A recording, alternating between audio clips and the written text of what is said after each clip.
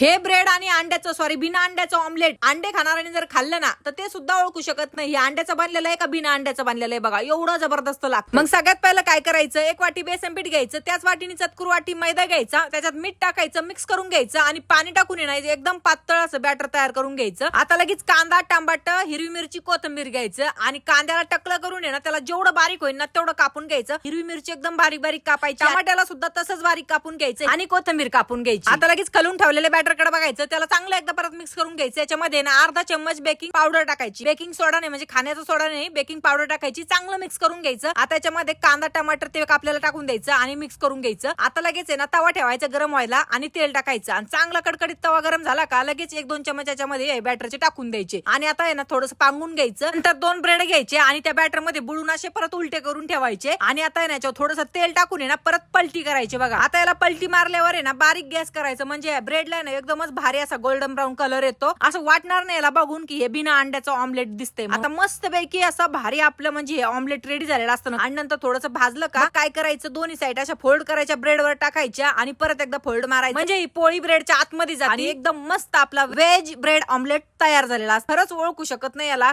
की हे बिना अंड्याचं बनलेलं आहे म्हणून. खूप भारी आणि नाश्त्यासाठी एकदम उत्तम आहे. तर तुम्ही याला बनवून बघा आणि कमेंट करून नक्की सांगा.